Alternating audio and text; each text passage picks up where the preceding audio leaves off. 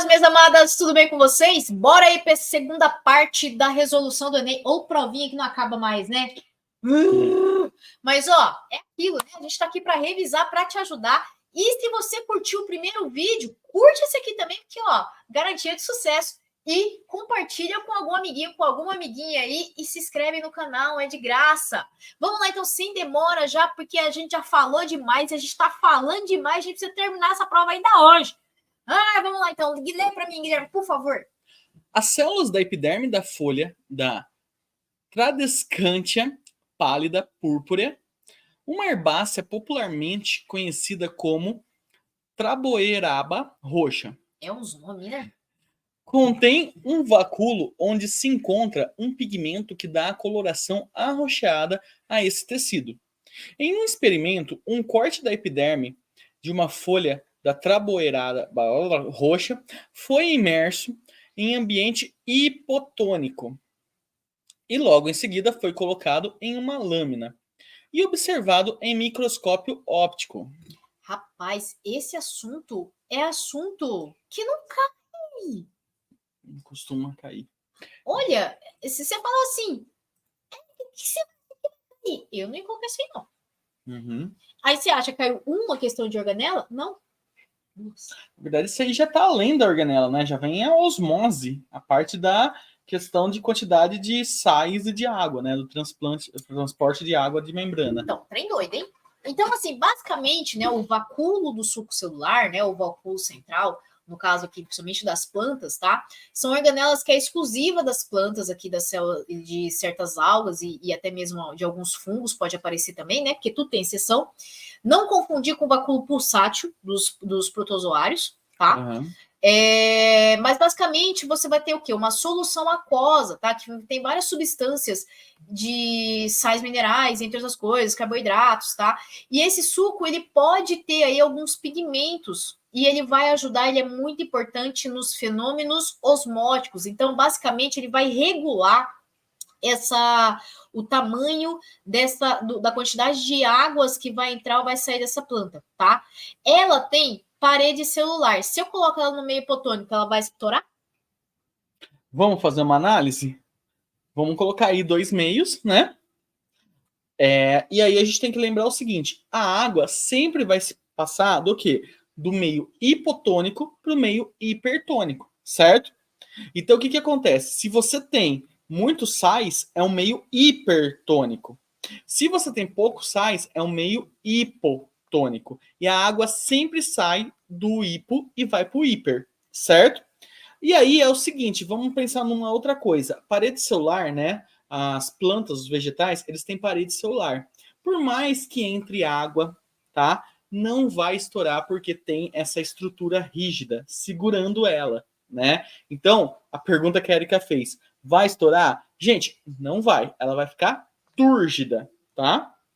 Então, aqui, aí essa água vai ficar acumulada no vacúolo, Uhum. certo? E aí, esse vacúolo, se ele tiver pigmento, o que ele vai fazer?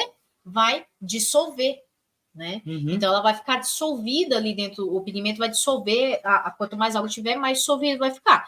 E é isso que vai acontecer. Se tiver sais, vai dissolver os sais. Se tiver carboidrato, vai dissolver carboidrato. O que tiver lá dentro vai ser dissolvido, obviamente, tá? Mas essa planta, ela vai conseguir segurar o tranco. Se fosse uma hemácia, lise, ocorreria a lise celular, porque ela não tem parede celular, tá? Então, né, durante a observação desse corte, foi possível identificar o acúmulo do solvente com fragmentação da organela. Não fragmentou nenhuma, né? Não faz a fragmentação, porque o objetivo dela é aguentar a porrada, né? Aguentar o excesso de água. Rompimento da membrana celular com liberação do citosol. A gente falou da parede lá, né? A parede segura a membrana, né? Aumento do vacúolo com diluição do pigmento no seu interior. Então, olha aí, era o meio, né, que tá entrando água, certo? E é o que a Erika falou ali, vai diluir os sais, vai diluir tudo que tá lá dentro, inclusive as moléculas desse pigmento. Tá bonita essa aqui, então, né? Sim, sim. Então, a gente acha que é a C. Vamos ver as outras só para ter certeza. Quebra da parede celular. Ô, louco! Com extravasamento do pigmento? Não, né? Não vai quebrar, né? Celulose, puxa. Murchamento da célula com expulsão do pigmento do vacúolo. Muito menos, né? Ela vai ficar túrgida, não murcha, né? Então, letra C de Ô, C de célula, né? Sei lá, eu sou péssima nesse negócio de C de alguma coisa. Essa questão aqui é bonita, hein? Ó, em 2002 foi publicado um artigo científico que relacionava alterações na produção de hormônios sexuais de sapos machos expostos à atrazina, um herbicida com um desenvolvimento anômalo de seus caracteres sexuais primários e secundários.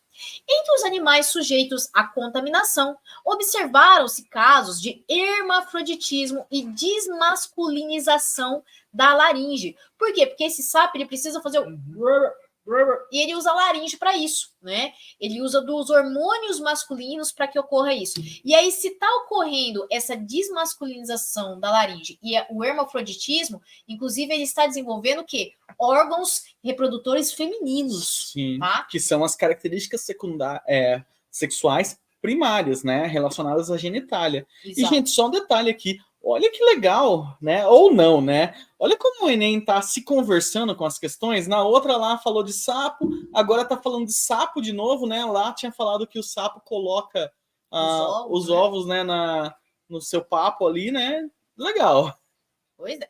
E o estudo em questão comparou a concentração de um hormônio específico. Então, aqui você tem o quê? Análise de gráfico, tá? No sangue de machos expostos ao agrotóxico, com a de outros machos e fêmeas que não foram, ou seja, são o controle, tá? Então, assim, toda vez que você vai fazer um estudo, você precisa ter o controle para comparar.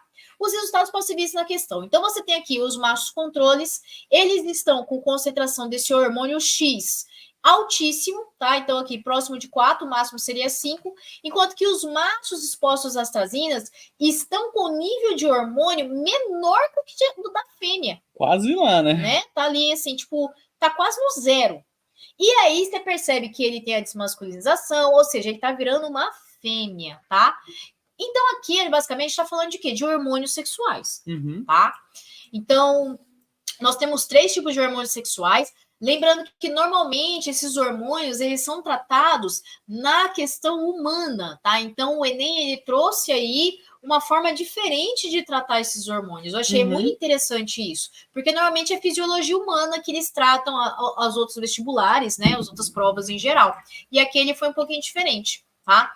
Mas basicamente, mesmo sendo em humano, tá? Que a fisiologia a gente foca no humano, não tem muita diferença em relação a isso. O estrógeno ele é produzido nas células dos folículos ovarianos, tá? De determinadas e determinar a aparência de características sexuais secundárias, no caso aqui seria da fêmea, né, e não da mulher, mas a mulher é uma fêmea, então tá tudo bem, tá tudo tranquilo. A progesterona ela é produzida pelo corpúsculo amarelo, aqui falando de mulher, tá? Eu não sei se no sapo fêmea, né, na dona sapa vai estar dessa forma, tá bom? Mas eu acredito que sim. Mas aqui falando da mulher, que se for cair para você, vai cair desse formato aqui, porque você não vai estudar o ciclo de reprodução do sapo de forma totalmente específica, tá? É no máximo aquilo lá.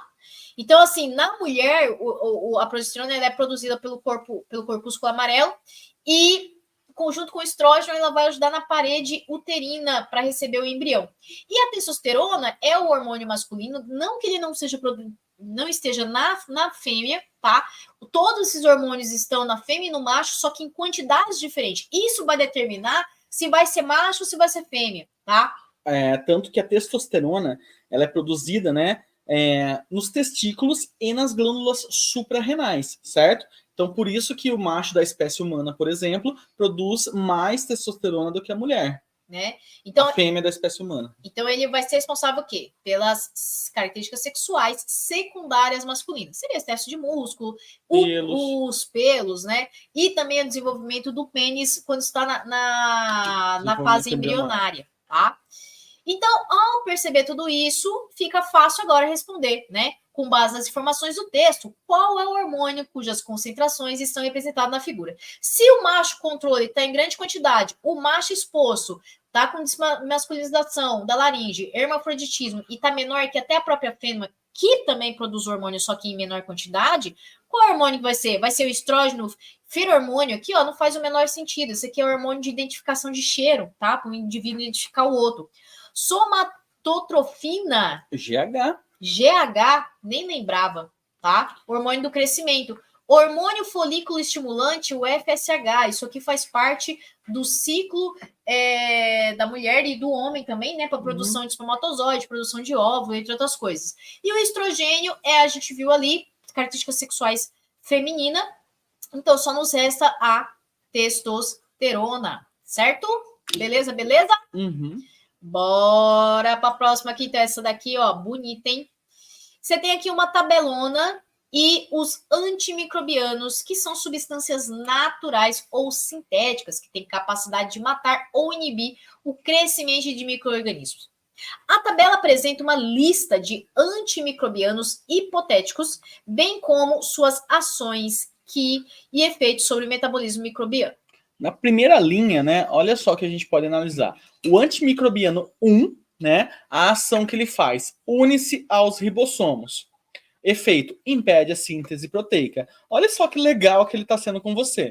Ele está mostrando a organela e a função. E uma relação à função dela. Então, por exemplo, ribossomos, síntese proteica, né? 2, une-se aos microtúbulos e impede a segregação das cromátides. Então, na divisão celular, o que vai acontecer, né? Vai ter algo relacionado a essas fibras que grudam o material genético e vai ter algum problema aí. 3, une-se aos fosfolipídios da membrana plasmática. Reduz a permeabilidade da membrana plasmática. Então, gente, lembrando que membrana plasmática, controle de entrada e saída de substância, alterou o fosfolipídio, vai dar algum problema aí. 4, interfere na síntese de timina. Pessoal, timina, base nitrogenada, ela, o que ela está fazendo aí? Inibe a síntese de DNA. Lembrando que timina é no DNA. E o 5, olha só o que ele está mostrando, interfere na síntese de uracila. Timina no DNA, uracila no RNA, certo? Perfeito. Ao fazer essa análise, então, a pergunta é qual dos antimicrobianos deve ser utilizado para curar infecções causadas por um fungo sem afetar bactérias da microbiota normal do organismo. Ao ver isso, então, a gente precisa saber o seguinte, tá? O fungo é uma célula eucarionte, certo, Gui? E as bactérias são células procariontes. As bactérias, elas possuem coisas básicas aqui, que é o quê? O citoplasma, a membrana citoplasmática e o ribossomo, tá? Então, na tabela, a gente precisa achar coisas que não afetam isso, tá? Enquanto que a célula eucarionte, ela vai ter muito mais coisa. E qual que é a coisa que tem lá, que tá mostrando aqui, que a bactéria não tem? O tal do microtúbulo. Sim. Certo? Então, os microtúbulos, eles são aí produzidos por esse bonito aqui, ó, os centríolos. Os centríolos, eles ocorrem aos pares nas células de maior parte dos seres vivos, tá? Isso inclui o fungo, não ocorre nas bactérias. E nem nos vegetais superiores, como angiospermas e gimnospermas. Perfeito. Né? E aí eles fazem esses alongamentos aqui, ó, que é para ajudar na divisão dos cromossomos, né? Dos centríolos, dos centrômeros dos cromossomos. Então, aqui vai ser o quê? Vai ocorrer na divisão celular, que é o que ele está especificando lá, tá? Isso não ocorre em bactérias, tá? Então, com isso, fica tranquilo responder essa questão, né? Então, qual que vai ser o antimicrobiano? O 1, 2, 3, 4, 5. Qual que vai ser, Guilherme? 2. Number 2. Alternativa B. Boa questão. Boa questão, Boa questão, mostrou aí e tal. Uma outra coisa que poderia também mostrar. Falou de fungos, lembra uma coisa que diferencia ele. Gente, fungos têm parede celular de quitina, tá? Quitina, aquele açúcar presente também em animais, né? Também presente no exoesqueleto dos artrópodes, tudo bem? E o fungo tem uma parede celular, assim como os vegetais, assim como as bactérias, mas de quitina. Isso poderia até confundir você. Por isso que é importante sempre lembrar quais células têm parede celular e do que são essas paredes celulares. Perfeito. Bora então para a próxima aqui. Questãozinha aqui. Vai lá, Gui, lê para a gente, por favor. O veneno da cascavel pode causar hemorragia com o risco de morte a quem é picado pela serpente. No entanto, pesquisadores do Brasil e da Bélgica desenvolveram uma molécula de interesse farmacêutico, a PEG-colineína 1, a partir de uma proteína encontrada no veneno dessa cobra, capaz de modular a coagulação sanguínea. Embora a técnica não seja nova, foi a primeira vez que o método foi usado a partir de uma toxina animal na sua forma recombinante, ou seja, produzida em laboratório por um fungo geneticamente modificado. Nossa, gente, tá juntando tudo que a gente tá vendo. Falou de genética, né, modificação lá, biotecnologia, falou de fungo, né? O negócio tá doido, hein? Tão boa. Então, esse novo medicamento apresenta potencial aplicação para... E aqui, ele está falando, perceba o seguinte, né? Aqui é a interpretação de texto. Ó, ele está falando que o veneno da cascavel, ela causa hemorragia. Isso tem a ver com sangue, né? Mas qual parte do sangue, né? Tem a ver com a coagulação do sangue. A coagulação do sangue, ela é feita através de plaquetas ativadas, tá? Então, a cascavel, ela vai estar afetando o veneno da cascavel, não a cascavel, vai estar afetando em algum momento, né, dessa cascata aqui, certo? Sim, sim. Uma outra coisa também, né? A gente costuma dizer que ele é hemolítico, né? Porque ele quebra as hemácias, certo? Tudo bem? E aí, nessa cadeia respiratória, nessa cadeia de coagulação, a gente tem várias proteínas envolvidas e, inclusive, a gente precisa também do quê? De hemácias para formar esse coágulo, tudo bem? E esse veneno vai afetar de alguma forma. Né? Então, assim, é bem provável que ele acaba influenciando aqui na tromboplastina. E quando você tem aqui em excesso isso aqui, você tem algumas doenças, como a trombose, né? O que vai acontecer? A trombose, ela vai começar a formar esses coágulos, né? Dentro do vaso sanguíneo. E aí vai dificultar a circulação sanguínea, tá? Então, assim, e do que ele está falando aqui? Ele está falando disso, né? Que você tem um medicamento que vai ajudar em alguma doença. Aí fica fácil, né? Saber agora qual que vai ser a nossa doença, então. Esse novo medicamento apresenta potencial aplicação para impedir a formação de trombos típicos em alguns casos de acidente vascular cerebral? Pode ser que sim? Segura, que tá legal, né? Porque, na verdade, o acidente vascular cerebral, o AVC, ele é praticamente isso, né? Formou um coágulo, um trombo ali, né? Que vai circular pelos vasos e vai chegar um vaso muito fino e isso vai acabar tampando. E aí causa esse AVC. Perfeito. Vamos ver as outras aqui só para ter certeza. Tratar consequências de anemia profunda. Então, anemia já é a falta de hemoglobina. E aí você vai diminuir mais ainda? Então. Evitar manifestação de urticárias, comumente relacionadas a processos alérgicos. O que tem a ver, gente? Nada. Nada. Não tem nem falar. É coagulação, não alergia, né? Reduzir o inchaço de linfonodos para parte da resposta imunitária de diferentes infecções. Ele está falando de coagulação, ele não está falando de sistema imunológico. Sim, lembrando também que o linfonodo faz parte daquele sistema linfático que a gente falou lá dos vermes, né? Exato. Na primeira questão. Regular a oscilação de pressão arterial, característica dos quadros de hipertensão. Então, não.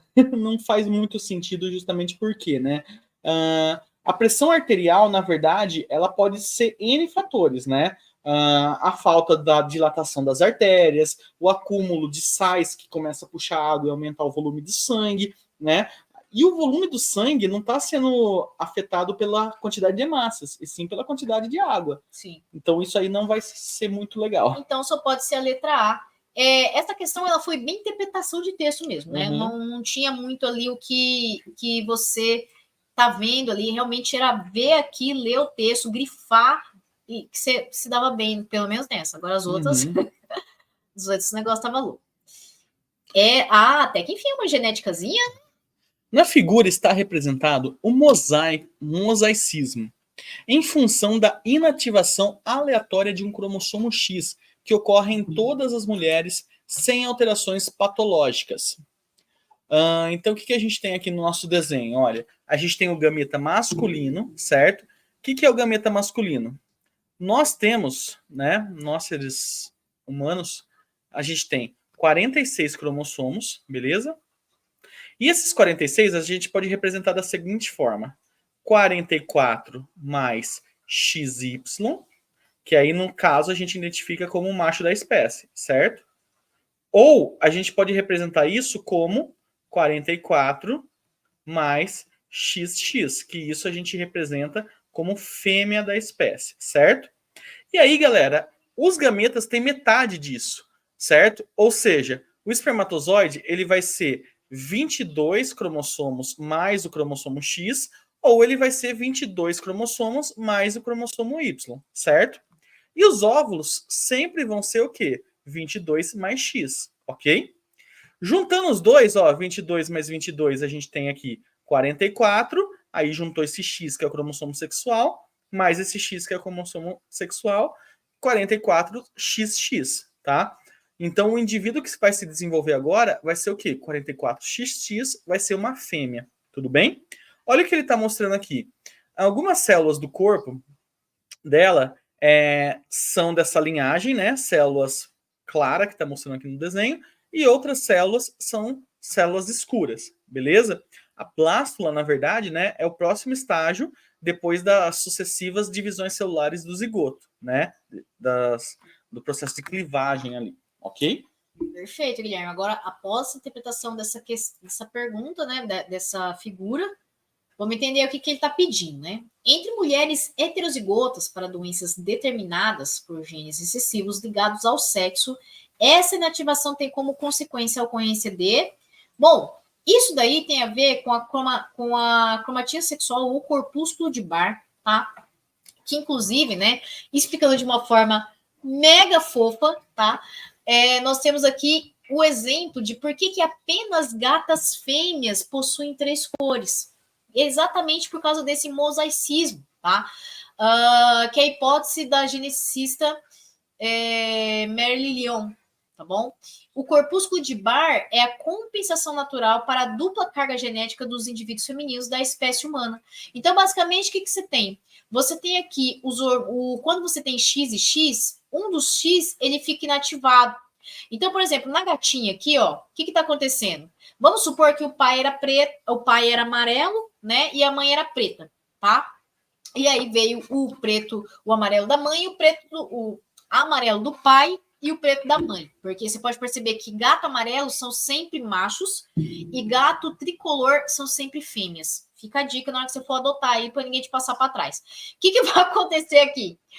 O gato, aqui a cor preta, então, é da mãe, certo? E a cor amarela é do pai.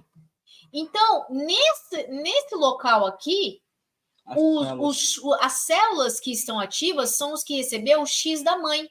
Nesse local aqui, as células que estão ativas são os que receberam o X do pai. Nessa situação, o X do pai está atrofiado e aqui o X da mãe está atrofiado. Por isso, e aqui no caso do branco, os dois estão inativos, tá? Então, por isso que a fêmea consegue ter 3 cores e por isso que não tem macho de 3 cores, tá? Por quê? Porque o macho é o quê? X, Y. Então, não tem como você ter macho de 3 cores. Ou o macho vai nascer preto, ou o macho vai nascer amarelo. Por quê? Porque é o X que vai ter essa característica das cores. O gene para ativação de cores vai estar no cromossomo X. Perfeito. Ao saber disso, aí você fala, mas o que isso tem a ver com doença? Porque também você pode ter doença ligada ao sexo, tá? Então, nesse caso, você vai ter uma pleiotropia. Você lembra o que é ter pleiotropia, Gui? A pleiotropia é quando você tem um gene que manifesta várias doenças. Então, várias características diferentes. Tem alguma coisa a ver? Não. Não, né? E aí você tem aqui a mutação gênica. Também não tem nada a ver. A mutação gênica é a transformação. Você tem uma interação gênica? Não, né? Porque o que acaba acontecendo? A interação gênica, praticamente, ela vai ser o quê? O contrário da pleiotropia. São vários genes para determinar uma característica. A pleiotropia é um gene que determina várias características. Aí você tem a penetração incompleta. Penetrância. Penetrância incompleta. Você tem aqui, né? Seria o quê? Seria aquele degradê, por exemplo. Às vezes você tem flores de uma mesma planta, que aí uma é bem rosa, a outra é um rosa mais claro, a outra vai tendendo ao branco e assim por diante. E aqui, expressividade variável é o que está acontecendo, né? A mulher, a gente costuma falar que ela é uma quimera, tá? Nós mulheres somos quimeras genéticas, tá? Então nós temos aí essa situação, então só pode ser letra E de Eba. Outro exemplo é aquela heterocromia. Às vezes pessoas que têm olho de uma cor e o olho de outra, né? Porque a cromatina sexual está sendo ativada de forma diferente. Perfeito. E aí, então vamos para 127, né? A questão que está falando o seguinte: os ursos, por não apresentarem uma hibernação verdadeira, acordam por causa da presença de termogenina, uma proteína mitocondrial. Então, é uma proteína mitocondrial que que impede a chegada dos prótons à ATP sintetase. Então, aqui a ATP sintetase, você tem aí essa questão. Gerando calor. Esse calor é importante para aquecer o organismo, permitindo o seu despertar. Em qual etapa do metabolismo energético celular a termogenina interfere? Ou questão do capeta? Vai lá, Gui. Mais uma vez, mudando os termos, né? O Enem aí trazendo para você uma brincadeirinha, né? A gente precisa lembrar que a respiração celular ela vai ser dividida em 3 partes, né? Comumente, como que a gente chama essas 3 partes? Primeira parte, glicólise, que ocorre no citoplasma. Segunda parte, vou colocar aqui para vocês, então. A primeira parte é a glicólise, né? Que ocorre no citoplasma. Então, vou por aqui, ó. É a glicólise e no citoplasma, certo? Segunda parte. Citoplasma da mitocôndria. Não, no citoplasma da célula. Segunda parte, a gente chama lá de ciclo de Krebs, tá? Que ocorre na matriz mitocondrial, aí sim é no citoplasma da mitocôndria, né? Que é aquele espaço lá, matriz mitocondrial. E a última fase a gente chama de cadeia respiratória. Esse é o nome mais comum que a gente chama, tá? Respiratória, que ela ocorre na onde? Na crista mitocondrial, ou seja, na membrana da mitocôndria, né? Vamos por aqui, ó, crista mitocondrial. Ok. Essas são as 3 fases da nossa respiração celular, ok? E aí, na terceira fase, que é de fato essa cadeia respiratória, olha o que vai acontecendo, né? O elétron e os hidrogênios, átomos de hidrogênio, positivados, porque eles estão perdendo elétron, então eles ficam com a carga positiva. Também chamados de próton, porque justamente o próton é isso, né? A carga positiva. Eles vão pulando de proteína em proteína na membrana, certo?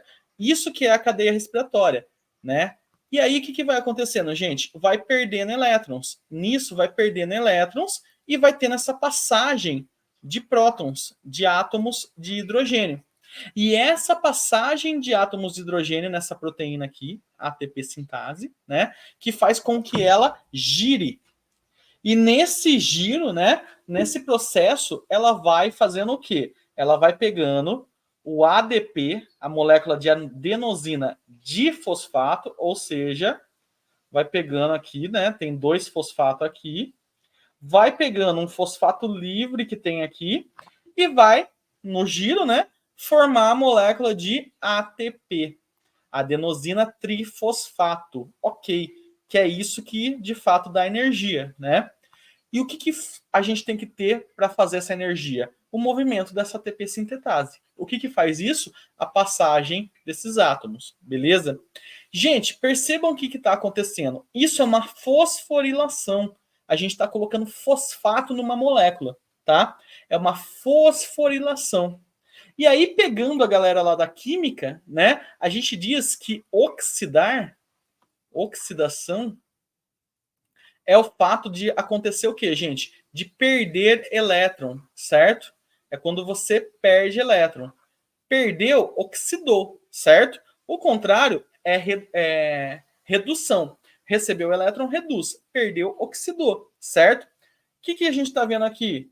Está perdendo elétron. Os elétrons estão saindo. Por isso que ficam prótons livres. E está fosforilando, certo? Vai lá, Érica. Perfeito. Melhor explicação que essa, nem eu dou. Para. Então, aqui, gente, ó, capeta, hein? Um monte de nome aí que você olha e fala. Ferrou. Vamos lá. Porque você não tá acostumado com esse. Né? Vamos lá. Glicólise, a gente viu que não é. Ela ocorre no citoplasma, a glicólise, certo? Fermentação lática. Gente, a fermentação nem chega onde tem mitocôndria, né? Faz Na sentido, verdade, né? tem uma ou outra que faz, mas a fermentação é a continuação da glicólise quando você não tem oxigênio.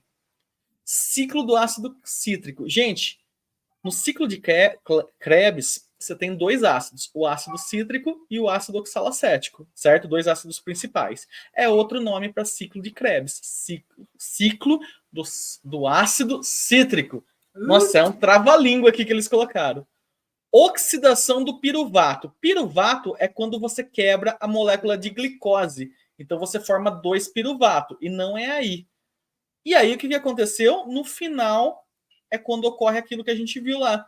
Você está fosforilando e está perdendo elétron, está oxidando, né? Então a fosforilação oxidativa é um sinônimo para a cadeia respiratória, Que certo? é o que ele está explicando ali no texto, ó, que ele fala, né, na proteína que impede a chegada dos prótons até a ATP sintetase. Uhum. Né? Então, se você sabe que todos os processos e você sabe o sinônimo de cadeia respiratória, nossa, essa questão, na hora que eu li, eu falei, meu, para. Alternativa E de elétrons perdidos. Alternativa E de... se fosse elétrons D, perdidos. Se fosse D, seria interessante, seria desespero, mas tem que ser elétrons perdidos, porque você perdeu um monte de elétron aí tentando fazer essa questão, né? Gastou uma energia danada. Essa daqui é bonitinha, né? 6º ano. Tá.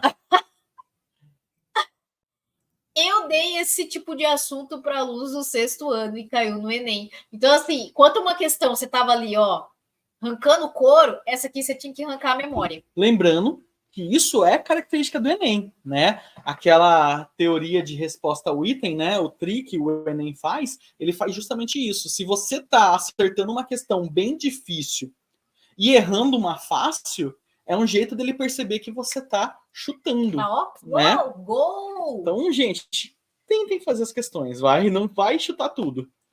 Chuta, mas chuta aquele chute consciente. Sim. Né? Uhum. Ó, essa aqui tá falando o seguinte. No processo de captação da luz pelo olho para a formação de imagens, estão envolvidas duas estruturas celulares, os cones e os bastonetes. Os cones são sensíveis à energia dos fótons e os bastonetes à quantidade de fótons incidente.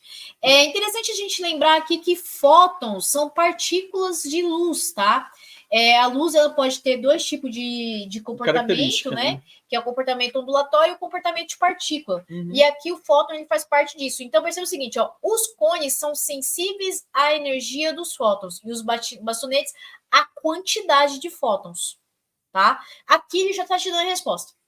Gente, isso é pura relatividade do Einstein, que ele ganhou o prêmio Nobel por isso, pelo efeito fotoelétrico. E olha só como eles traduziram isso para vocês. De forma bonitinha, né? A dualidade da onda lá, a partícula e a dualidade da luz, né, onda e partícula, eles traduziram lindo para vocês, gente. Exato.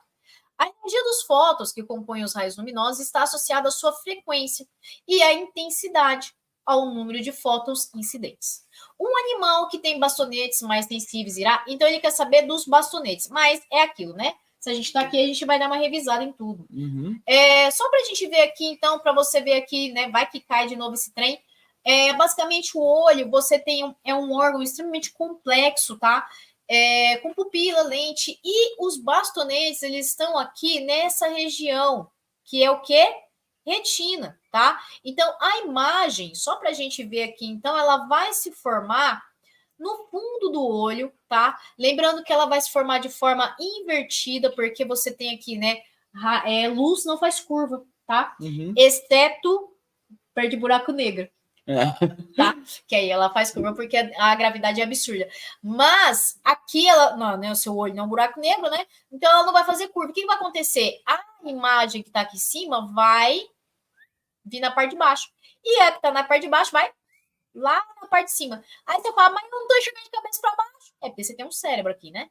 Aí seu cérebro vai fazer o quê? Vai voltar a imagem de forma correta. Quem capta isso aqui são essas células aqui chamadas cones e os bastonetes. Os bastonetes, então, cuidam da visão, tá? Em condição de pouca luz, e os cones são responsáveis pela visão de cores detalhadas. Então, é o cone que vai determinar a cor. Você pode perceber o seguinte, quando você tá com baixa iluminação, você enxerga a cor? Não, você enxerga tudo meio preto e branco.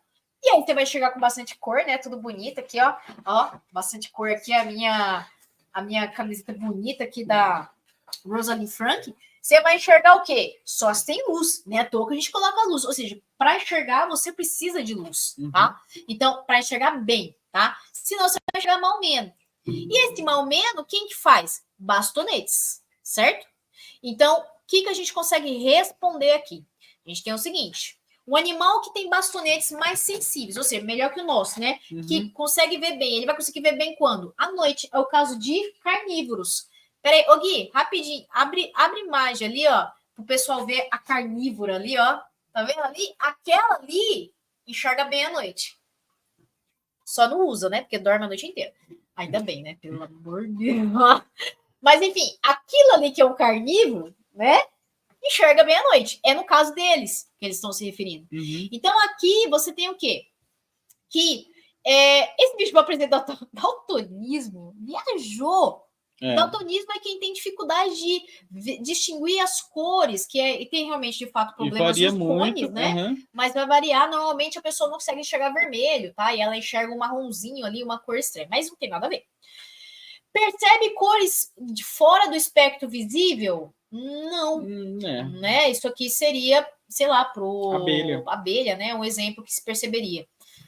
Enxerga bem em ambientes mal iluminados? Aqui a gente tá falando da Biju, ó, da minha gatinha fofa ali, tá? Por quê? Porque ela vai ter bastante bastonetes, que é o que a gente falou, né? Vai ter o quê? Ó, bastonetes, a quantidade de fótons incidente. Então, aqui depende da quantidade de fótons e não a energia desses fótons. O que a cor que absorve, o que reflete é a energia. A quantidade de fótons é a quantidade de iluminação.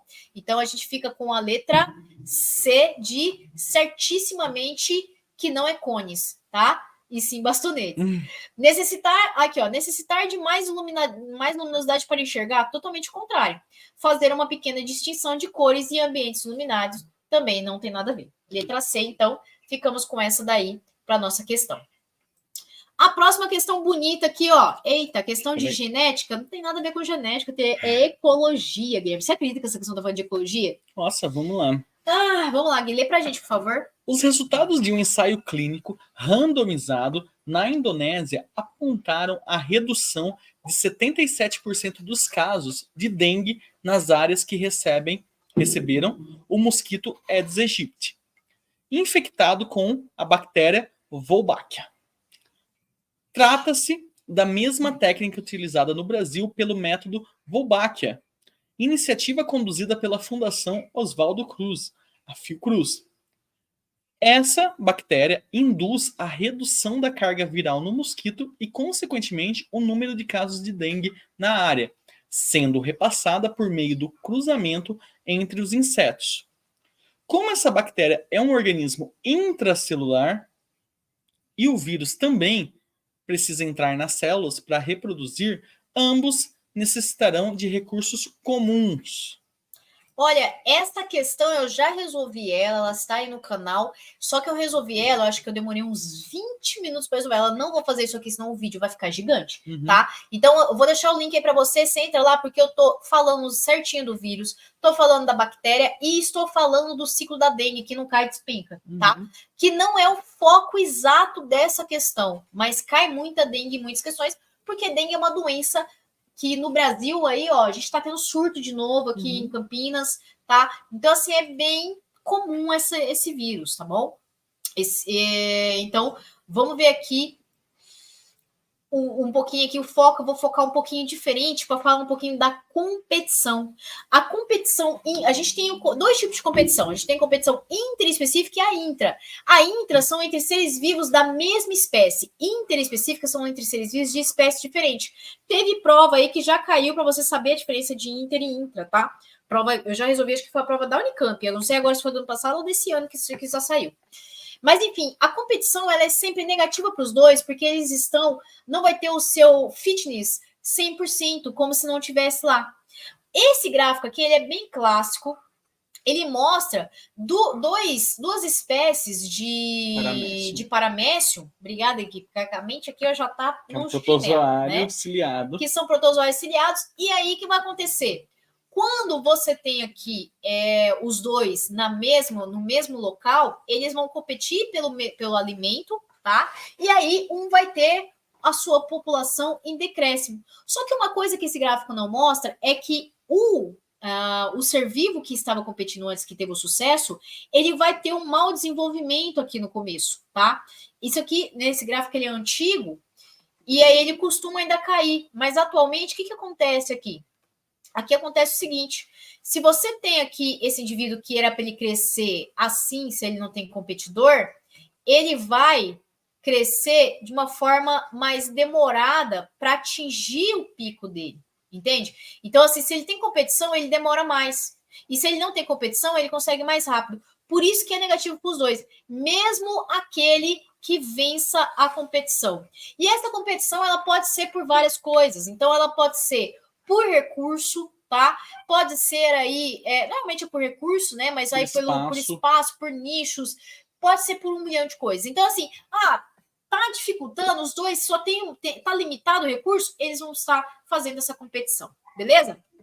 E no caso aqui da nossa descrição, a bactéria e o vírus tá competindo pelo mosquito, né? Isso, lembrando que o que aqui está falando que é uma bactéria intracelular, então ela está entrando na sua célula, assim como o vírus, porque o vírus é um parasita intracelular obrigatório. Né? E que é o que ele está falando aqui. Então, assim, essa questão, eu passei o conceito de competição, mas era outra questão de interpretação de texto, tá? Você precisava saber ler. E saber ler não é necessariamente saber ler, é saber interpretar o texto. O Enem, não só o Enem, né? Todos os vestibulares, eles querem pessoas que sabem ler, tá? E esse saber ler é saber interpretar. Então, basicamente predação do vírus pela bactéria não faz sentido nenhum, né, Guilherme? Não tá predando a bactéria, não tá predando o vírus. Esterilização do mosquito, isso aqui é uma coisa que já foi feito no Brasil, já foi distribuído mosquitos machos esterilizados, mas não é o que está sendo descrito no texto. A alteração do genótipo do mosquito pela bactéria, what? Gente. Né? Isso era da questão anterior, não viaja não.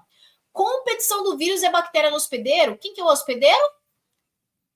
A Aedes aegypti aqui, ó, tá? Então, a D tá bonita? D de deu bom, hein? E inserção do material genético do vírus na bactéria. Não. Faz sentido? Não, né? Letra D, então, de... Deu certo. Deu certo. Né? Eu sou péssimo esses negócios de letra D de alguma coisa, letra E de alguma coisa. A criatividade já foi pro saco. Mais um textão! Vai lá, Gui, lê pra mim que a voz foi. O protozoário Trypanosoma cruzi, causador da doença de Chagas, pode ser a nova arma da medicina contra o câncer. Pesquisadores brasileiros conseguiram criar uma vacina contra a doença usando uma variação do protozoário incapaz de desencadear a patologia, não patogênico. Para isso, realizaram uma modificação genética criando um Trypanosoma cruzi, capaz de produzir também moléculas fabricadas pelas células tumorais. Quando o organismo inicia o combate ao protozoário, entra em contato também com a molécula tumoral, que passa a ser vista também pelo sistema imune, como um indicador de células do protozoário.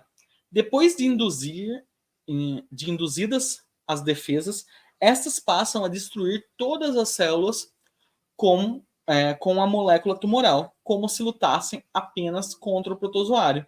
Gente, uma característica do Enem é que é legal que você aprende com o Enem. Você vê o que está sendo trazido, as atualidades e tudo mais, né? Isso é uma característica bem legal. E aí você pode perceber que ele está falando o seguinte, ó, aqui você tem as informações necessárias para responder essa questão.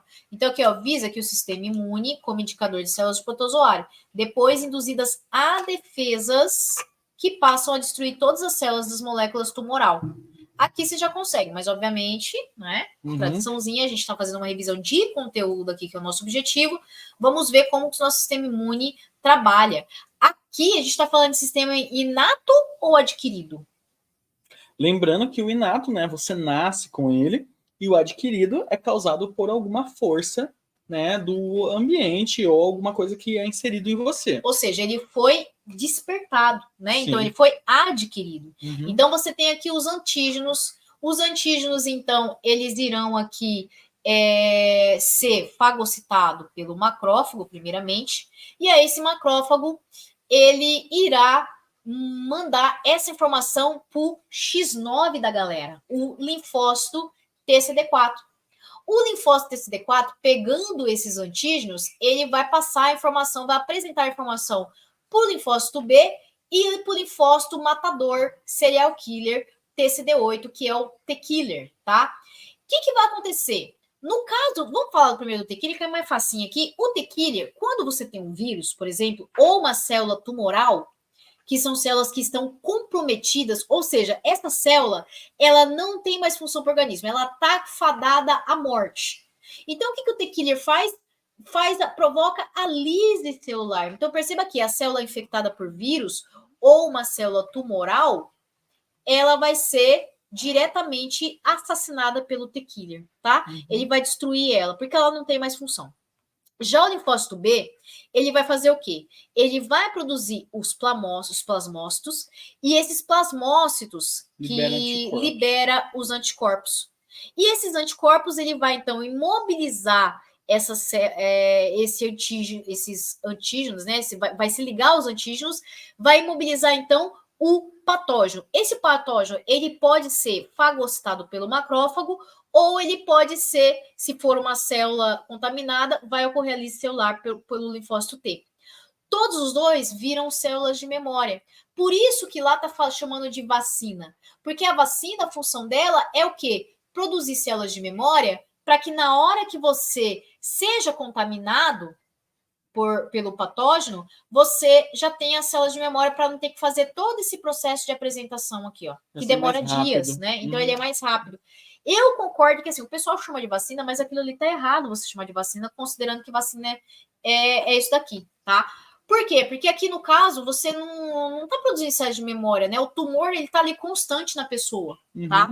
E aí você tem o quê? O protozoário aqui, o T-cruzi não patógeno, ele tem que estar com a modificação genética desse tumor, e esse tumor ele é muito específico da pessoa, né? Então você tem que arrancar uma parte do tumor, transformar o T-cruzi para depois lançar esse T-cruzi lá. Então, falar que você vacina não tá muito certo, não, mas não é a questão aqui, né? O pessoal chama até anticoncepcional masculino de vacina, né? Então, assim, que eu acho que é a forma popular de falar, tá? Mas cientificamente falando, não é correto.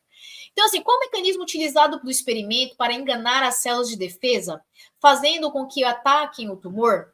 E aí, é um sistema autoimune? Autoimune, né? Tá forçando, né? Não é um autoimune, porque normalmente autoimune você vai fazer a destruição de células saudáveis, né? Por exemplo, o lúpus é uma doença autoimune, tá? Hipersensibilidade. Olha tudo que você tem que fazer para ter isso, né, gente? Então, sensibilidade não tem nada. Né? Ativação de resposta inata, a gente falou que é o quê? Específico. Você está induzindo, né? A apresentação de antígeno específico. Opa! Filé essa daqui, hein? Desencadeamento do processo anti-inflamatório. Isso aqui tem a ver com o sistema. Ó, esses dois têm a ver, todos eles têm a ver com o sistema imunológico, mas a certa é a D.